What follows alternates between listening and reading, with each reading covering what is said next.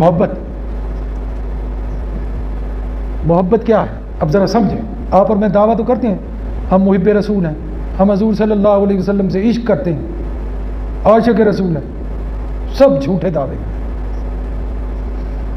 سب سے پہلے اپنے گریبان میں جھانک کر دیکھو کہ حضور صلی اللہ علیہ وسلم نے جس طرح زندگی گزاری ہے ہم اسی طرح گزار رہے ہیں.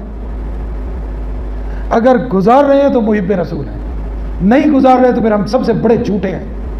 میں نے پہلے آپ کو بتایا یہ جھنڈیاں ونڈیاں لگانے سے محبت نہیں ہوتی، یہ تو ریاکاری ہے بھائی، یہ ریاکاری. گھر میں تو چراغاں کر دیا، گھر میں چراغاں کر دیا، نماز نہیں پڑھتے. ہمارا جو چھوٹا سا گاؤں ہے اس میں تو اتنا کوئی خاص رواج نہیں ہے. اب شہروں میں جا کر دیکھیں بازاروں میں جناب وہ لگی ہوئی ہوتی ہیں لائٹیں، اور جناب نماز نہیں پڑھنی. عاشق رسول ہے. جلوس بھی 12 ربیع الاول کو نکالیں گے بھائی، اس کا فائدہ؟ ہاں فائدہ تب ہوگا، محبت تب ہوگی رسول سے کہ تم ہر حکم حضور صلی اللہ علیہ وسلم کا مانو. نہ ہماری شکلیں حضور صلی اللہ علیہ وسلم جیسی، نہ ہماری چال حضور صلی اللہ علیہ وسلم جیسی، نہ ڈھال ہماری، نہ سونا، نہ اٹھنا، نہ بیٹھنا، نہ شادی، نہ خوشی، نہ غمی.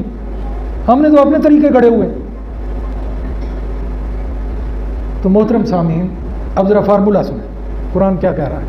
ہم نے اس کی بات ماننی ہے نا، مولوی کی نہیں ماننی، اس کی بات مانو. قل ان کنتم تحبون اللہ فاتبعونی یحببکم اللہ.